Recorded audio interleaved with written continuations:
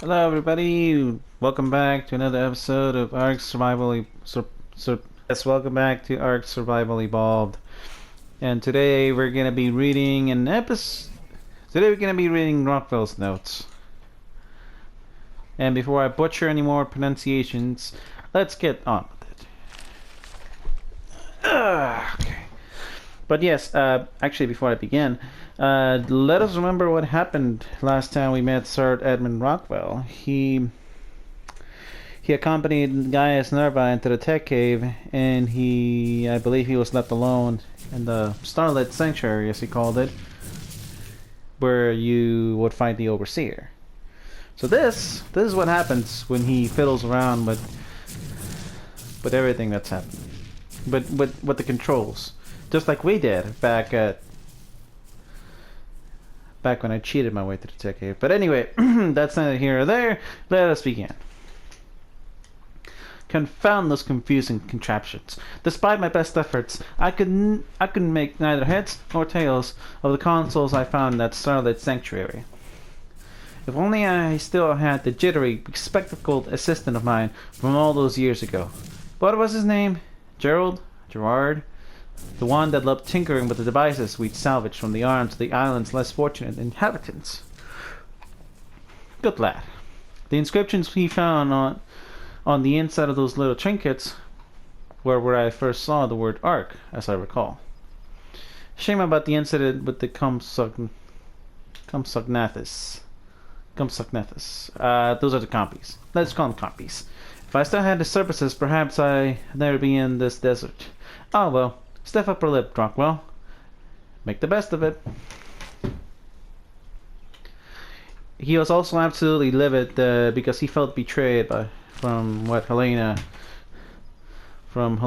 traveling with Mei Yin, even though Nerva is the guilty party here. Right then, now that I have found a shady spot where I can enjoy a brief respite from the desert's dreadful heat, it's high time that I set some goals from this expedition. If I wander about aimlessly, then I'm sure to meet the same fate as poor Gerald. First, I shall find a local tribe, if for no other reason than to obtain a proper amount of supplies. Second, I simply must learn about the strange metal that lined the walls of the sanctuary. And with a cursory study, I could tell that it possesses wondrous properties. But where could I find more of it?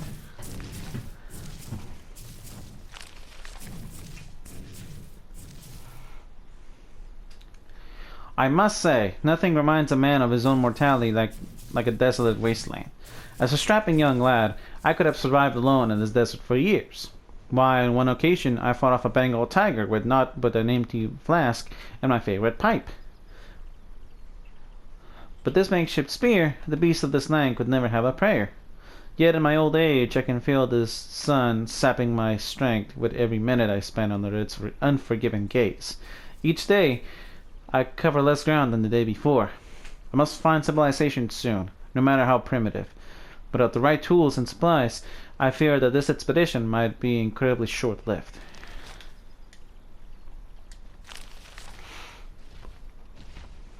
Eureka!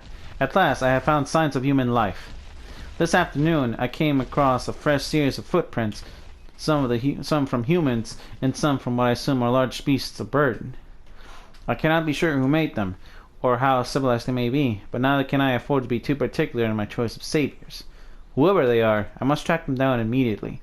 As soon as I gather my strength, I shall pursue my quarry with the utmost haste and vigor.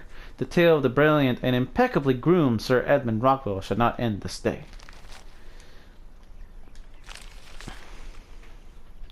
Salvation, thy name is Prophet's Rest. After a proper meal and some time out of the sun, the makeshift fortress doesn't look half as grand as its name might imply. Yet, when I first sighted its walls from across the dunes, it may as well have been El Dorado itself, so grateful was I to find it. Thus far, I have seen little of the inhabitants, but they seem a hospitable sort. I have been given food, shelter, and even a wet cloth to clean myself with. Quite generous of them, considering how scarce water is in these lands. Their clothing is a curiosity, however. These robes seem more ceremonial than functional. I don't think you could make ropes in this game. Now I know how the old... Oh, wait. Ah, this is the thing. Yep, it's glitched out. This Rockwell record is glitched out. It has one of the K's notes in it. So if you excuse me for just a moment. Okay, because I can't read that well in cursive, so I'll be reading off the wiki. It seems that Prophet's Rest is less a fortress and more of an enclave or monastery. I suppose that would explain the name, now wouldn't it? Yet, as strange as it may sound, the natives have created a primitive religion centered around the Ark's obelisks. They pray 3 times a day, each time facing a different obelisk, and their roads bear a unique symbol. A 3-pointed star colored in red, green, and blue. The blue obelisk appears to receive particular reverence due to its proximity. As charmingly ignorant as their superstitions may be, it's far from the most savage religion I've encountered. Besides, Prophet's Rest is in need of a doctor, and I am in need of supplies.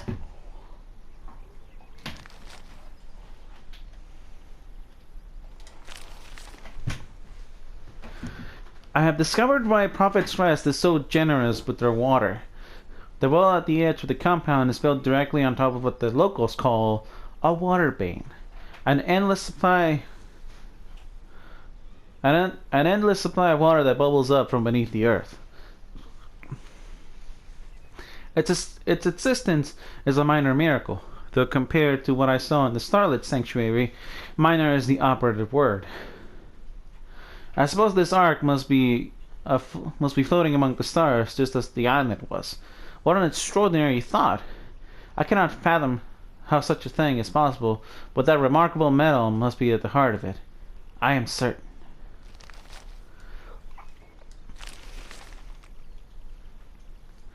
Most of my work as the monastery's doctor has been trivial. Every now and then one of the guards gets injured by the local wildlife, but I usually find myself treating heat stroke and common illnesses. As such, I have had plenty of time to learn all the priests know about the obelisks. All told, they are stunningly ill-informed about the literal pillars of their faith. They are unaware that the obelisks are actually devices that can be activated, and needless to say, they have never activated one themselves. They showed a flicker of understanding when I described the artifacts I found on the island, however. I shall have to keep digging.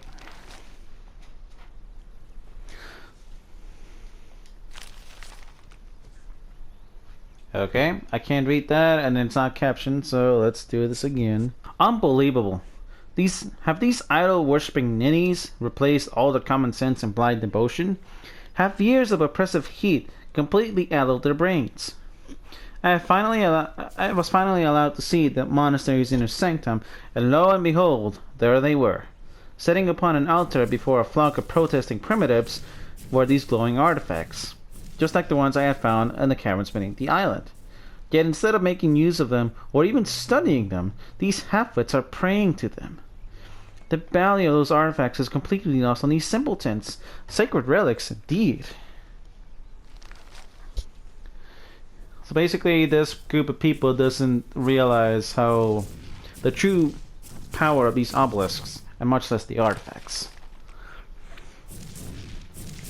It took time, but I finally pilfered enough supplies and tools to survive on my own.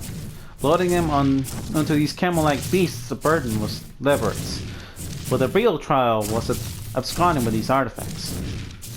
There is always someone watching the inner sanctum, so I carefully studied the guard shifts until I identified whose string I had to swallow with my knockout serum. Even when I acted with great haste and guile, for my highs will surely be discovered when the priests convene for their morning prayers. Oh, even then I acted with great haste and guile, okay. Alas, they will be too late. Sir Edmund Rockwell is always ahead of his foes, but not by a mere step. No, I am miles and miles beyond their reach. So he stole the artifacts and supplies to get by. It has been several days since I left Prophet's Rest, and I have seen no sign of pursuit. I am unsurprised. They probably assumed that I will make for the blue obelisk, as it was nearest. By setting out for the green obelisk instead, I already outwitted those simple-minded zealots. As I said, miles ahead. Miles. With those fools out of the way, I can slow my pace and take some time to properly study these so-called sacred relics of theirs. I am curious to see if the materials they are made of bear any similarity to the metal in the starlit sanctuary.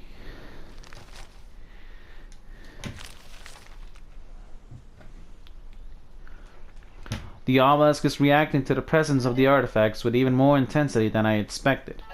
Each obelisk on the island required 8 artifacts to generate that sort of response, not 3. In other words, I may not need to do any spelunking before summoning whatever terrifying beast this ark has in store for me. Ah, the beast. Now that poses an entirely different conundrum. Even with my youth and my favorite pipe, I doubt that I could slay a monster such as that dragon Mr. Nerva fought. Not alone, anyway. I shall need to find a partner for this venture, but who? I don't know, my dude. Helena? I have turned back north in hope of making contact with some of the natives. It is a risk, as I cannot be sure how many bumbling savages are under the sway of that ludicrous obelisk-worshipping cult, but it is also the only region that I definitely know is occupied. I do not have much to offer in exchange for an alliance, but I am sure that I can negotiate an alliance with at least one of this ark's tribes. I was at the center of the island's diplomatic disputes for years, after all. Why, I am a seasoned, silver-tongued negotiator. Surely I can coax a partnership out of these primitive desert dwellers. What terrible misfortune! My keen sense of direction finally led me to a local settlement, but as it happened, I was not the first party to visit that day. That honor belonged to the Burning Phoenix clan, a band of raiders that were plundering its storehouses and enslaving its residents as I arrived. Naturally, the hoodlums fell upon me and stripped me of my valuables within minutes of my arrival. Ruffians. I managed to keep a hold of my journal, but little else. This won't do. Not at all. Then again, I was seeking out a tribe skilled in the art of violence. Perhaps I can turn this to my advantage. Curse these stubborn brutes. Despite a litany of polite gentlemanly requests, they refused to allow me to parley with their leader. Surely any leader of men is not half the imbecile that these barbarians are. I am positive that we could come to some sort of this noise. It is impossible to concentrate with this insufferable whinging. Half of these prisoners won't stop moaning about one injury or another, and the other half are in constant hysterics. Very well. Perhaps if I tend to some of the wounded, it will dim this distracting cacophony. We're halfway there, I believe. Yep, 30 notes. We're in number 16 now. At last, I can hear myself think. The guards have moved me to a private cell, and while they have not divulged the reason for my transfer, I suspect that they took notice of my medical expertise. I caught them staring in my direction on several occasions as I worked. It seems that doctors are in high demand in these lands. I suppose that's no great surprise. The island was no different. No matter. While my skills in the realm of medicine are more in line with a field medic than a true physician, I shall continue to play the role as long as it serves me. So he's that doctor, but not that kind of doctor. After days of travel, we finally arrived at the Burning Phoenix clan's compound, and while my former peers were shuffled into the slave pens, I stood before the clan's leader. I've heard tales of the once great Tatar empires. Though I had never traveled to their lands. Why does it say thought? It's supposed to say though. Though I had never traveled to their lands. By all appearances, Timur is cut from the same cloth as their fabled Khans.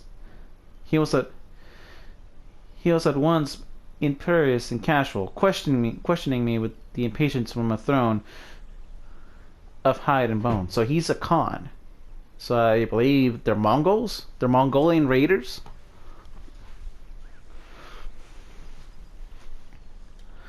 Naturally, he was impressed with my intellect and gentlemanly demeanor. Granted, he did not say so aloud, but I was escorted to a small private chamber instead of a cell. Surely that says as much. Someone's pregnant.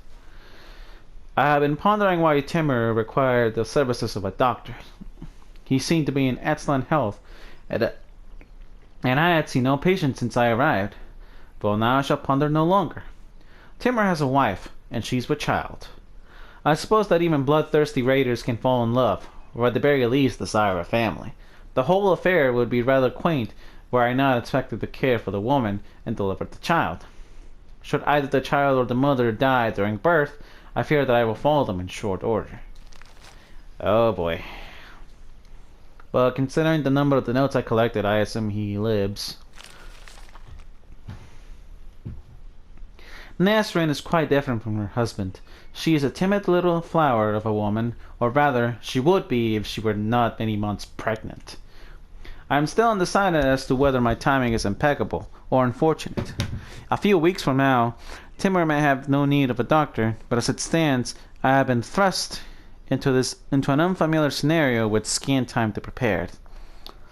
Despite my unpleasant circumstances, this whole affair is rather intriguing. I have never considered the possibility of new generations being born on the Ark, yet clearly it was inevitable. Like any common animal, humans have the urge to procreate. How else could the species survive? Agreed. How would we survive? Okay. That's note number 20. Rockwell, old bean, you've done it again. Both mother and child made it through. Timur is a proud father, and your head is still attached to its shoulders. Why, I was even a guest of honor at Timur's celebratory feast. I cannot say I enjoyed the blood sport that serves as the Burning Phoenix's entertainment, but the food was delectable. I was also sure to seize upon Timur's momentary goodwill by filling his ears with whispers of obelisks, artifacts, and the untold power they may grant to mortal men. It may take time for those thoughts to turn into action, but with constant care, I may yet turn him into my unwitting general.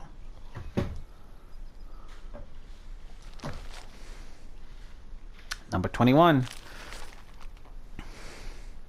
The silver tongue of Sir Edmund Rockwell has prevailed once again.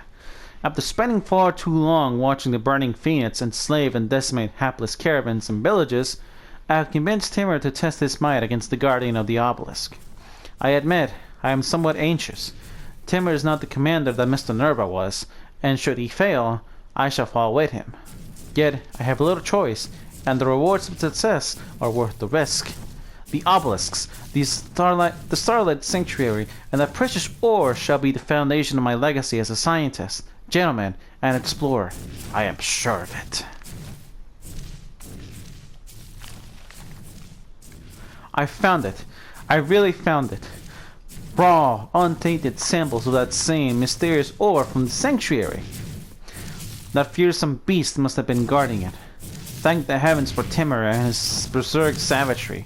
When he leapt from the back of his wyvern, I thought he was surely doomed. But the madman actually managed to grab hold of that monster's horns and turn its eyes into a bloody mess. I have never seen such brutally effective barbarism. Many of his band did not survive the encounter, of course, but that was to be expected. Progress requires sacrifice, and whether those brutes knew it or not, their deaths have helped humanity leave into the future. Yeah, the mana core is no joke. It has death worms and rock golems. I didn't expect many. Yeah, everybody, welcome back. I'm back at least because I just blue screen after that last note. But I'm gonna wrap this up as quickly as I can.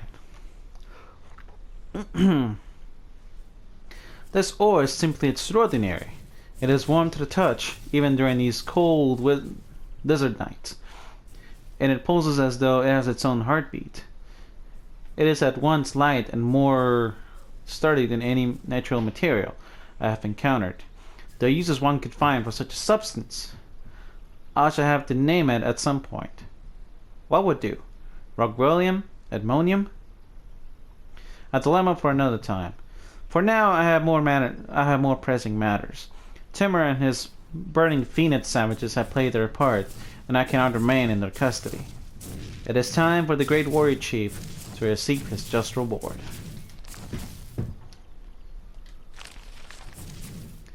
Alas, poor Timur.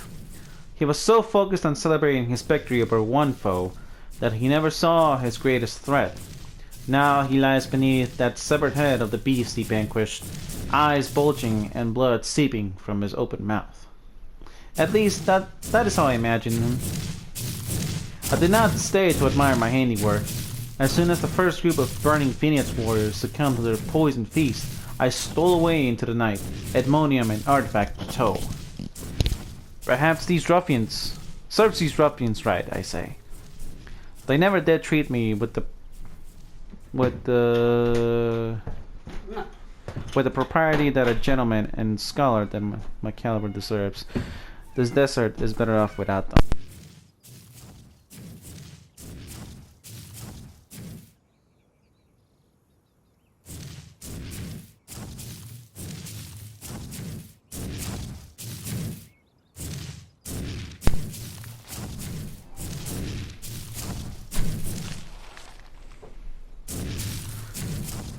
As my withdrawal from the burning Phoenix's camp demanded haste, I did not have time to double-check my supplies. It appears that I shall have to do some hunting. No matter. I may not be as spry as I was when I fought a charging rhino on the plains of the Serengeti, but with all the small armory I managed to abscond with, I can surely manage. I had planned on trading those weapons for information as soon as I encountered a peaceful tribe, but I can spare a few rounds of ammunition.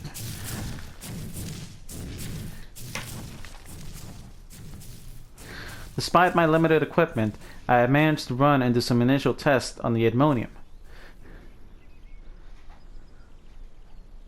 Based on my observations, a typical forge may not be enough to smelt the sample of Edmonium ore into any sort of usable ingot. I suspect that it has extremely strong metallic bonds and therefore a much higher melting point than any conventional metallic element. I must find a proper base of operations where I can run more extensive experiments. I mustn't be overeager, however. I have limited samples and drat, I shall have to ruminate on this later. A sandstorm may be brewing and I have no desire to be caught in it.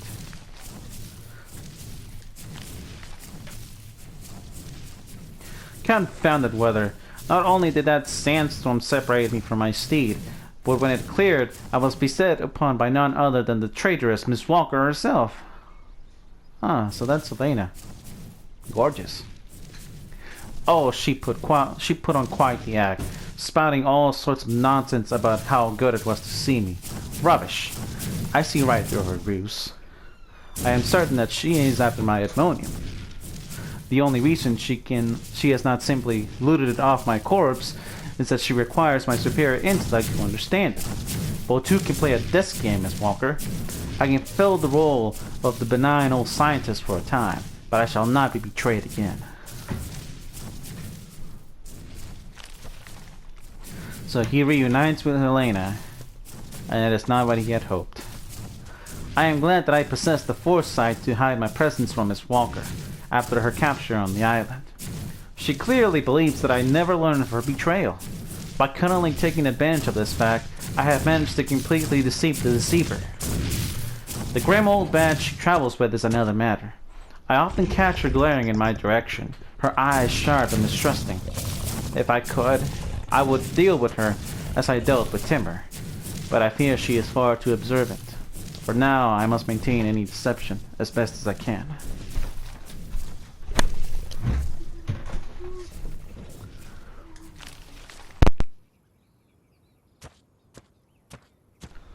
I may have given Miss Walker too much credit. Although I carelessly allowed her to catch sight of my Edmonium, or samples, she was more interested in the artifact I possess. I should have realized this sooner. Miss Walker's specialty is biology. She would not recognize the unique properties of Edmonium if they hit her square in the forehead. The fact has eased some of my tension. Even if Miss Walker seeks to take advantage of my genius, she is focusing on the wrong discoveries. So long as I am careful with my studies of Edmonium, I shall remain miles ahead of her. And this is the last note. I cannot wait to be rid of that glowering menace of a woman, this so-called Valiala Swad. I suspect the feeling is mutual. She has offered little in the way of farewells while seeing us to this ark's entrance to the starlit sanctuary. Things will be much easier once Miss Walker and I have parted ways with the Desert Witch, I suspect. Miss Walker is thoroughly oblivious to both the wonders of Edmonium and my knowledge of her underhanded scheming back on the island. She can continue to fiddle with trinkets and relics. I may even assist her if it suits me. Meanwhile, I shall unlock the secrets of the most extraordinary element in the universe right under her nose.